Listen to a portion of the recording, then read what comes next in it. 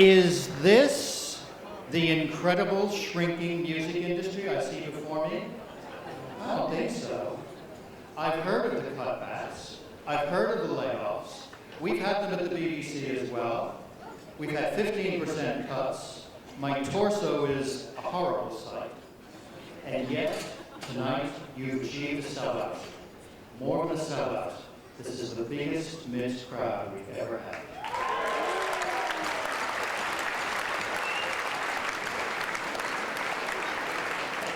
As a matter of fact, we were oversubscribed. There were more applicants than could be seated.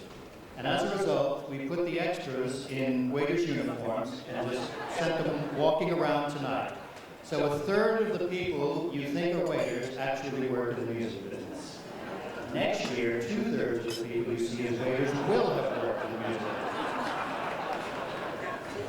business. Yet why has this year been such a draw? And I think there are two reasons.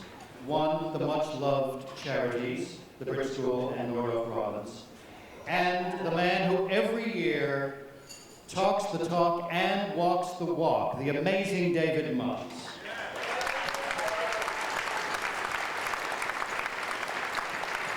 And there is another reason why so many of you have bought tickets, and that is our honoree tonight is one of the most loved people in show business. You know, MITS is an equal opportunity award.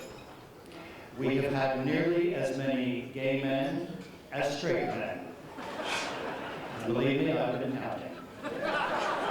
We've had Christians, we've had Jews, we've had a Turk.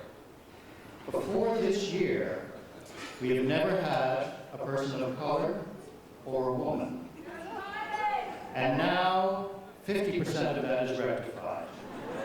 We haven't yet had a non-white, but tonight we have a non-man.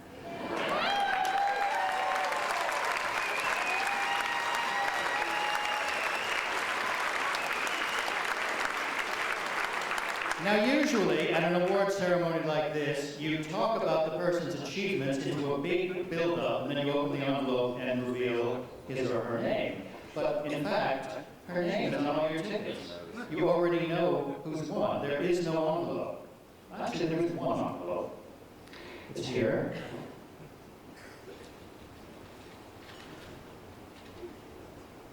And it says, keep it short. So I will. In 1968, Kylie Minogue is born in Melbourne. Many people in this country first become aware of her in the mid-'80s from the television program Neighbours, but in fact, that was her 4th Australian TV series. A lot of DVD potential out there for some entrepreneurs.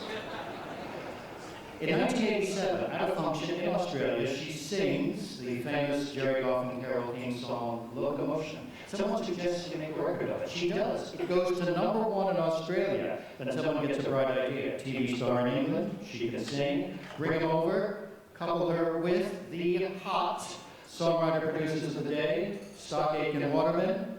She arrives before they realize that she was due. They don't have anything ready for her. According to legend, she cools her heels in the waiting area while they write her a song, which is, I Should Be So Lucky. Lucky, lucky, lucky indeed. That song goes to #1 and starts off an amazing string.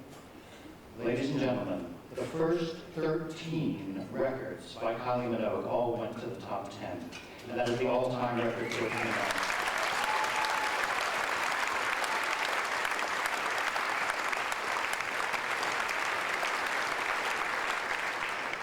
She achieved 7 #1 singles, 29 top 10s, 106 weeks in the top 10, and she isn't finished yet. Now, when you've had 29 top 10 hits, it's a bit hard to single out a few to talk about. So I'll just mention 10 quickly. The first being that first #1 in Australia, Locomotion, which she took back to its country of origin, the United States, where that song had been #1 in the 60s for Believe and in the 70s for Grand Funk. She took it to the top 3 and won a gold record in America for Locomotion. 1988, I Should Be So Lucky, as I mentioned, that was the springboard for the album Kylie, which sold 7 million copies worldwide. The others on my top 10 list of important singles continues in 1988 with Especially For You, her duet with her Neighbors co-star Jason Donovan. And that is how I mentioned to get him into the script tonight. 1990, a wonderful cover version of a song from the rock and roll era that should have been a hit for its originators, Little Anthony and the Imperials, but was not in this country. Kylie heard it at dinner at Pete Waterman's, wanted to sing it. The result was the #1, Tears on My Pillow. Then, as you probably remember, she left Stockade and Waterman in the 90s and went on to Deconstruction Records, and had a period of years where, although the commercial success was not as great, the critical acclaim was higher. None more so than in her duet with Nick Cave, 1996, Where the Wild Roses Grow, an incredible story of a murder told from the perspective of both the murderer and the murdered. This is a heavy song, and it won Kylie critical acclaim. Now she was both a commercial star as well as a critical favorite. And in the year 2000, returning to the pop scene with Parlophone and Spinning Around, beginning another incredible string of hits. 2000, of course, the year she performed in the closing ceremonies of the Sydney Olympics. You know, the statistics are always inflated. I remember when I was one of the broadcasters on Live Aid, supposedly we had 3 billion people watching us. Well, I doubt it. 3 billion people could have watched us. Anyway, supposedly over 2 billion people watched Kylie. Let's say at least 500 million, and that's pretty good. 2001 came a career record, Can't Get You Out of My Head. And that is her bestseller in this country to date, 1.2 million plus. It was a smash all around the world, #1 in many countries, multiple Ivor Novello Award winner. It returned her to the American top 10. In 2002, she released a song which ultimately would win her a Grammy in the United States, and that was Come Into My World. In 2003, that lovely Against Expectations record, Slow. We all love it when an artist does something that is not expected of them and still succeeds with it. She did with that one. Then 2004, I Believe in You. That was her first collaboration with Jake Shears and Baby Daddy from the Scissor Sisters. In 2005, of course, she began her heroic battle against breast cancer, which she won, just as had another previous much-loved Australian star, Olivia Newton-John. Let's say that Kylie won the hearts of the world. And what a pro. She returned to action in Sydney with her Showgirl tour and pardoned herself for being fashionably late, 18 months after the gig had been scheduled. She returned to action. The tour was a smash, and she's now on the verge of more hits, more acclaim. And you know, when you're in this business and you get a lot of awards, you get a lot of strange ones, as well as reasonable ones. I remember Elton John saying to me in 1973, I just won this thing from Germany called King of Pop. And I wish they hadn't bothered. What's next? Queen of Lemonade? Well, I have here my list of the Kylie Minogue 10 top strange awards. These aren't Brit Awards. These aren't Ivor Novello Awards. These are at number 10 in 1988 in Australia. She was chosen the hunkiest person alive. Now, I would say that Kylie is a delicate songbird, not the hunkiest person alive. Of course, we have just heard of the wonderful award, which I'm putting at number 9, PPL, one of our sponsors of PRS today, the most played female artist on UK radio in the last 20 years. You can't beat that one. 8, 2002, a mobile phone company said that Kylie Minogue was the female celebrity with the sexiest voice. The male celebrity with the sexiest voice, Sean Connery. Number 7, in the year 2004, she was named Best Legs. Sounds good, until you realize the sponsor was Gillette. Just to prove that I'm not being a complete sycophant. At number 6, in 1994, the Washington Post called Kylie Minogue the worst actress in the English-speaking world. Number 5, in 2001, US Us magazine said that Kylie Minogue had one of the world's top 10 butts.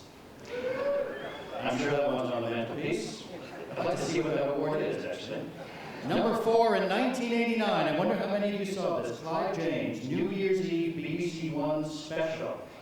If a television set could drool, I would still be mopping up, as Clive James named Kylie the woman of the decade. Number 3 in the Strange Award list, in the year 2001, Maxim magazine named Kylie one of the 5 sexiest women in the history of the world. But at number 2, 3 years later, in 2004, Maxim magazine named her the sexiest older female. If Kylie Minogue is an older female, what am I, the Ancient Mariner? And my very favorite award for Kylie Minogue, 2001, GQ magazine awarded her for services to mankind.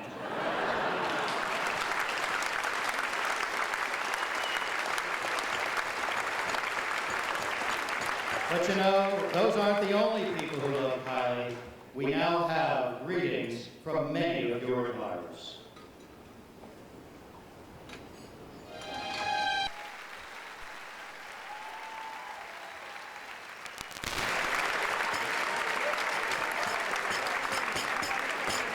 Looking at that, I feel like such an underachiever. I feel I should be out creating fragrances.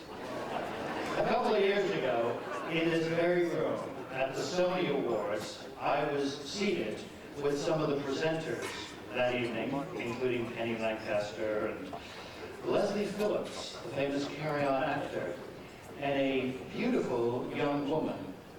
And Leslie leaned over to me halfway through dinner and he said, "Why do they keep calling her Dannii?" And I said, "Well, that's her name." He said, "I thought it was Kylie."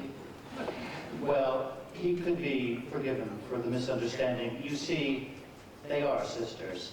And indeed, they're the most successful sister act in the history of the British charts. For Dannii has 9 top 10 singles of her own. Here is half of that most successful sister duo, Dannii Minogue.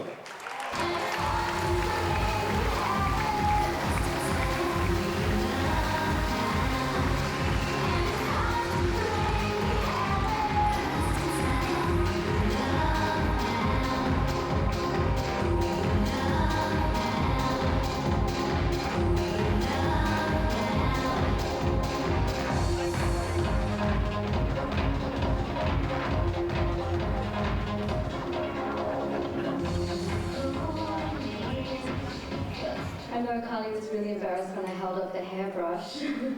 I'll keep this really short and sweet. On behalf of the Minogue family and the extended family of which some are here tonight, I'm so delighted and so proud to be giving Kylie her award from the Music Industry Trust.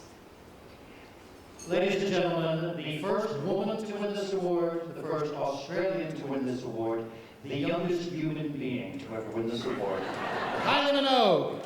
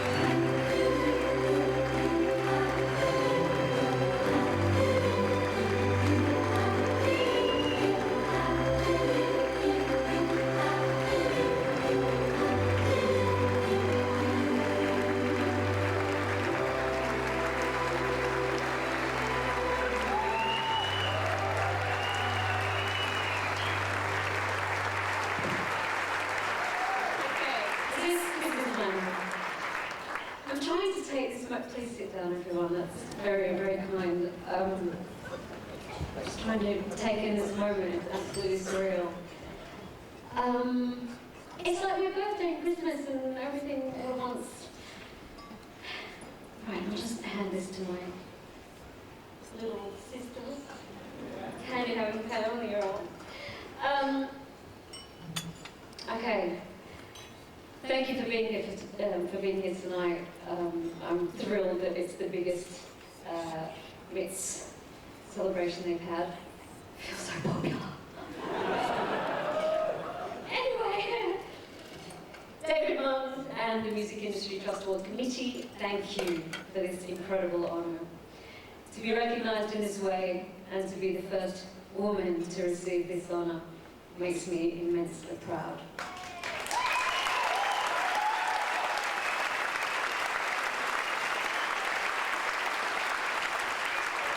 All those years ago when excuse me, it wasn't just me prancing around with the hairbrush. Brother, sister and myself all do freestyling in the lounge room. Actually, Brendan's not here to defend himself of that charge, so let's just say with you and I. But from that moment, being 7 or 8, playing my dad's records, loving music, and actually I had a kind of a daytime fantasy that the father who lived next door would hear me singing. I'm like 7 or 8 at this stage, and make a record with me. Huh. Here I am. Let me see.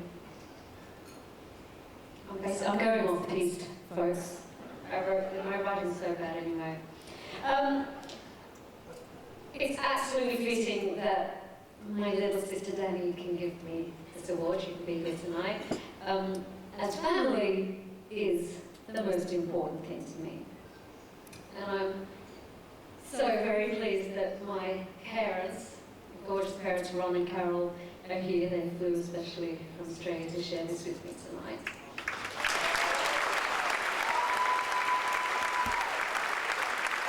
Thank you. Thank you for allowing your 3 children to be everything that we could dream to be. You're incredible parents. Thank you so much. Actually, those 2 are responsible for introducing me to music at an early age. It was 4, to be very precise. And I'll forever be indebted to them for exposing me to various forms of creativity and expression, and encouraging me only to do those I really wanted to do. So, this meant that Mum and Dad had to endure glockenspiel, violin, recorder, piano, flute, in that order. Do you remember that? I actually still have my flute. Yeah. See, I might bust out a flute solo or something, you never know.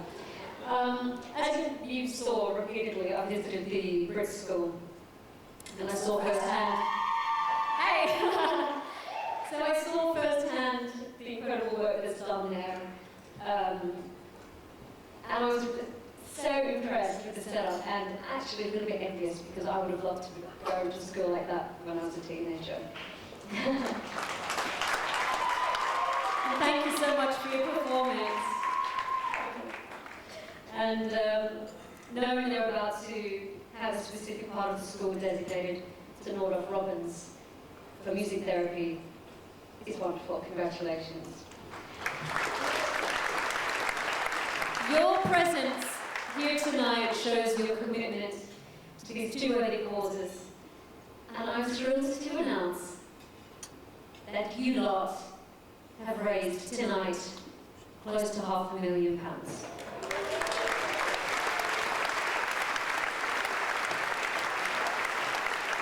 So,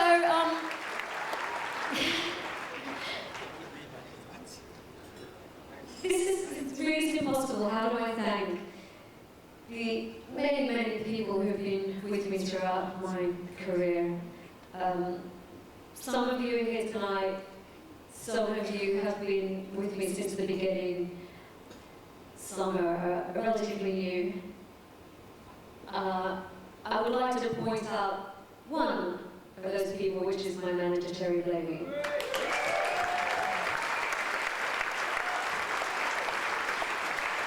The thing is, I still laugh at his really bad jokes, and that's a sign that, you know, every time we get on the bus to get to the plane, say, I thought we were flying.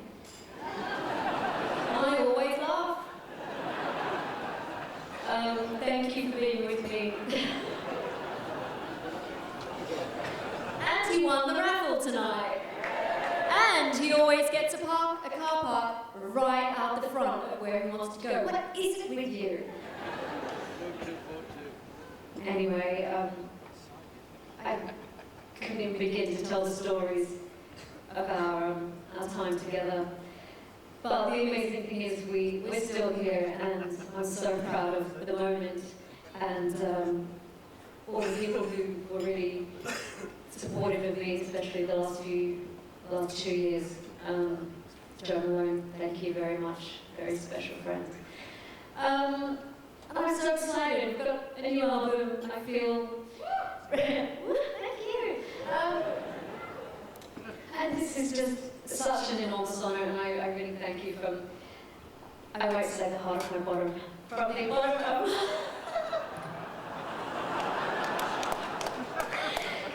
from the bottom of my heart. Thank you so much. I hope you've had a great night. Thank you. Let's have a picture of the two sisters together.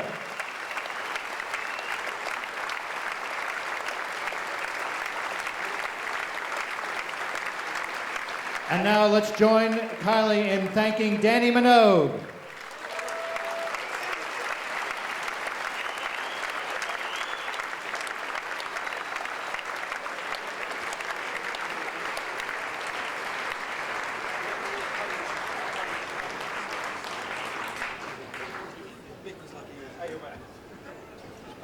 And we're counting down. 5, 4, 3, 2, 1. That's enough, guys. And thank you, Dannii. Now, Kylie, I do have to ask you, a couple of times in the past, we've managed to twist the arms of the winners to sing us a song or two. Are you twistable?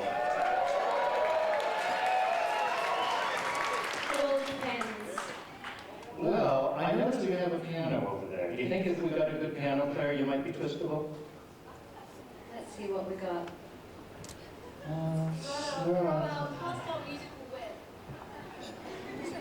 Wait a minute. Isn't that a young piano player I see over there? Jamie Cullum? Jamie Cullum, come on up. Okay.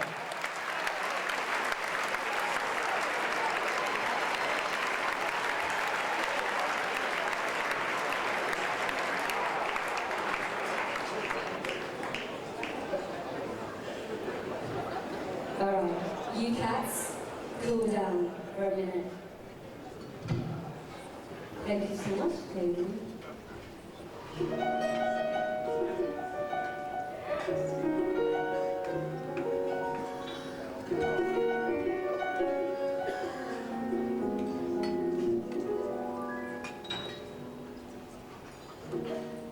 My imagination has no complication. I dream about you all the time. In my mind, separation, the sweetest sensation. Thinking you would be mine. My imagination, there's no hesitation. We walk together, hand in hand. I'm dreaming. You're in love with me, I'm in love with you. Dreaming's all I do.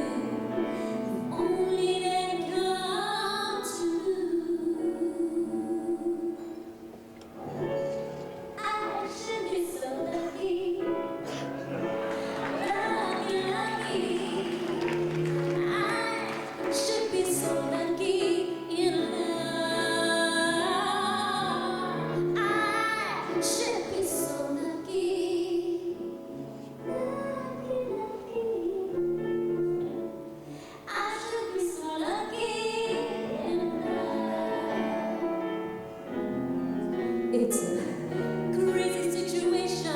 You always keep me waiting, 'cause it's sweet, make believe. I would come running to give you all my loving. One day you would notice me. My heart is close to breaking, and I can't go on faking. Fantasy, you'll be mine. I'm dreaming. You love me, I'm in love with you. Dreams all I do, only they come true. I should be so lucky, lucky, lucky. I should be so lucky in love. I should be so lucky, lucky, lucky. I should be so lucky in love.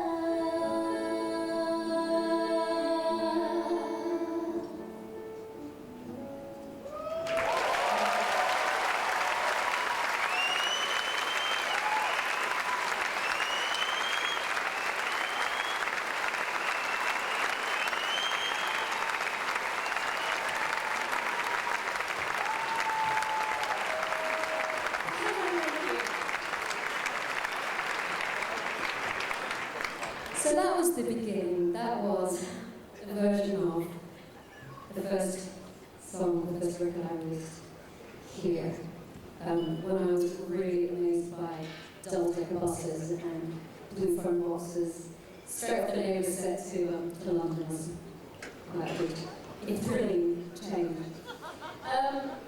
So we're going to fast track, jump up to where we are today. With a new single. I'd like to invite another friend up to the stage to dance with you even more. Mr. Jake Shears!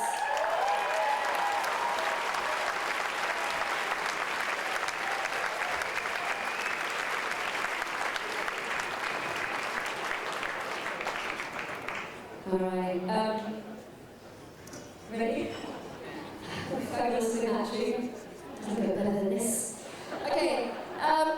Here it is. 2 hearts.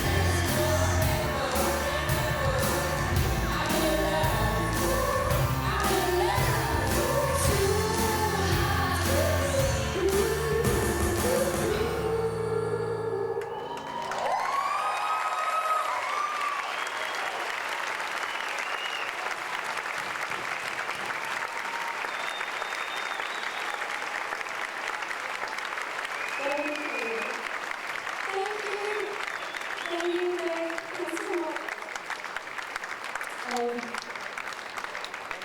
it's up to you guys to enjoy the rest of your evening. Thank you again so much. I can't believe they put feathers on the tables. How many people do you think I'm going to stagger home with those wedged in the hair? A lot lighter than the one that I had to wear, I can assure you. Right, well, I'm going to go give my mum and dad another big Cullum. And thank you again for this incredible honour.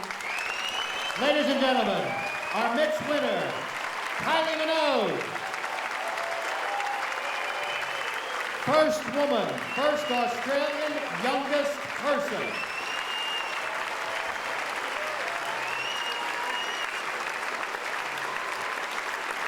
And thank you, Jamie Cullum and Jake Shears and the Kylie Minogue Band.